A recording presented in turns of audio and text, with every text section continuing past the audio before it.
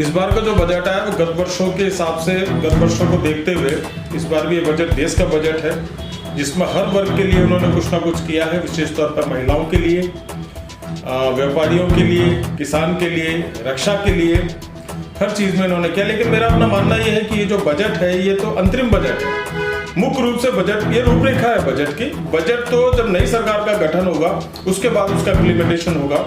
लेकिन फिर भी ये कह सकते हैं कि जो रूपरेखा उन्होंने बनाई है वो देश के लिए बहुत अच्छी है। बजट की रूपरेखा बहुत अच्छी है, जिसमें हर किसी के लिए कुछ ना कुछ दिया गया उन्होंने, चाहे वो किसान हो, हमारा रक्षा के लिए हो, महिलाओं के लिए हो, इवन व्यापारियों के लिए जो 30% का पहले कॉर्पोरेट टैक्स था उसको घटा के उन्होंने 20%, 22% किया है, तो वो भी बहुत अच्छा है।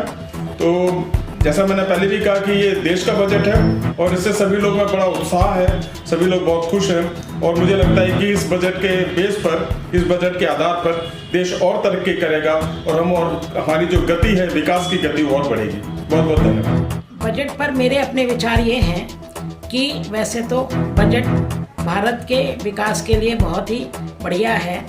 इसमें महिलाओं के लिए बहुत सारी चीज़ें जो दी गई हैं कि उनको जो लोन मिलेगा वो वापस भी नहीं लेना है मकान बनाने के लिए।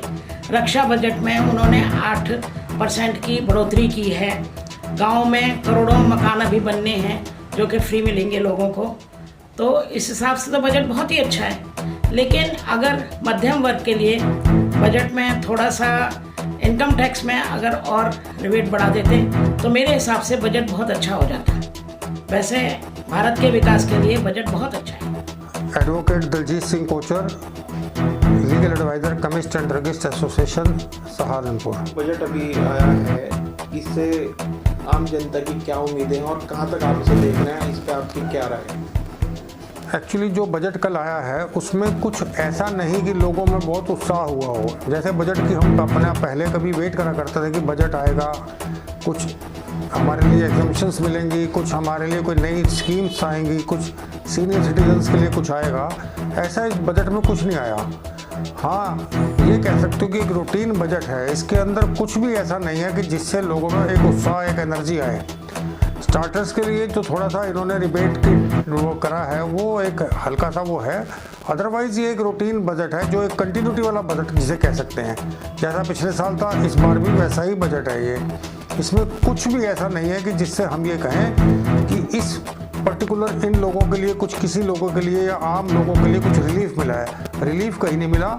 टैक्सेस इम्पोज ज़्यादा नहीं हुए, क्योंकि अब पिछले काफ़ी साल से एक नई चीज़ निकल कर आई है कि टैक्सेस बजट में इम्पोज नहीं होते, टैक्सेस रूटीन में इम्पोज होने लग गए हैं। कुछ ना कुछ नए टैक्सेस एक रूटीन में इम्पोज हो जाते हैं और वो हमें पता भी नहीं चलते और वो टैक्सेस इम्पोज हो जाते हैं। हमारे स्टेट गवर्नमेंट से लेकर सेंट्रल गवर्नमेंट तक के जितने टैक्सेस हैं वो रूटीन में इम्पोज हो जाते हैं। बजट में गवर्नमेंट को एक समझ में आ गई बात कि बजट में ऐसा कुछ ना करो कि जिससे लोगों में आक्रोश बढ़े। हाँ, कुछ रिलीफ देना चाहे गवर्नमेंट तो इसमें दे सकती थी, क्योंकि इनकम के संसाधन गवर्नमेंट ने बहुत बढ़ाए हैं, लेकिन उतना रिलीफ जो हमारे देश के लोगों को है उतना रिलीफ दिया नहीं है जितना हम एक्सपेक्ट करते थे कि बजट में मिलेगा। जो सीनियर सिटीजन्स हैं उनकी मेडिक्लेम की पॉलिसीज़ उनकी बहुत महंगी हैं, और वैसे तो मेडिक्लेम 60 साल के बाद होना ही नहीं चाहिए। गवर्नमेंट की तरफ से फ्री एड मिलनी चाहिए लोगों को। ऐसी कोई पॉलिसी नहीं है जो फॉरेन कंट्री से मिलती हो कि जो वहाँ के जो सीनियर सिटीजन्स हैं, वहाँ के जो लोग हैं। आदमी को सबसे ज़्यादा खर्चा ज़िंदगी में कहाँ होता है? ज़िंदगी में सबसे ज़्यादा खर्चा होता है मेडिसिन पर, सेहत पर और मेडिकल लाइन में डॉक्टर्स के ऊपर।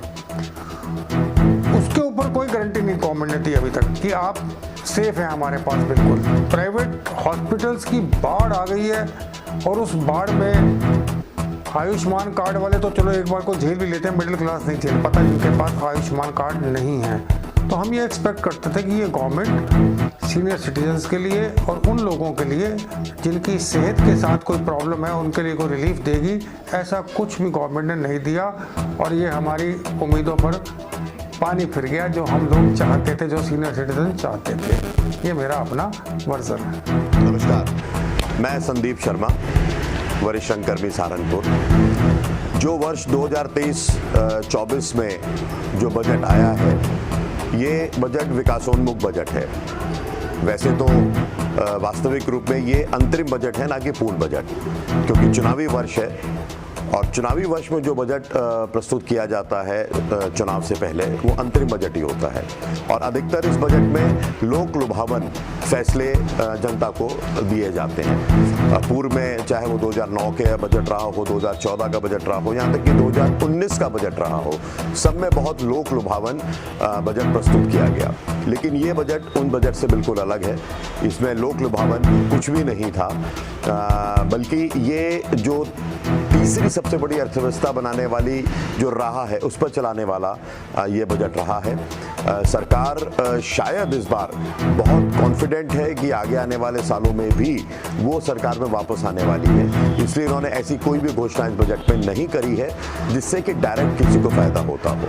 हाँ, इसमें कोई शक नहीं है कि जितना मिलता है हमारी सबकी इच्छा और ज़्यादा पाने की रहती है, वो शायद इस बजट में नहीं थी। लेकिन जब वो जुलाई का पूर्ण बजट आएगा तो वो शायद वो सारी संभावनाएं वहाँ पर पूर्ण होगी। लेकिन 4 वर्ग को ये बजट विशेष तौर पर फायदा पहुंचाएगा, जिसमें युवा, महिलाएं, किसान और गरीब तबका है। उनके लिए जितनी भी परियोजनाएं हैं, जितनी योजनाएं हैं, उनको आगे चलाने के लिए बजट में पैसा दिया गया है। और जो सैलरी वेतन भोगी व्यक्ति है उसके लिए टैक्स स्लैब पिछले वाला ही रखा गया है, नई घोषणाएं अभी तो नहीं की गई हैं। तो संभावनाएं बहुत थी, शायद वो संभावनाएं पूर्ण बजट में जुलाई के माह में। सरकारी कर्मचारी होने के नाते ये मैं अवश्य कहना चाहूँगा कि 8वें वेतन आयोग का इंतज़ार अभी भी इंतज़ार ही रह गया।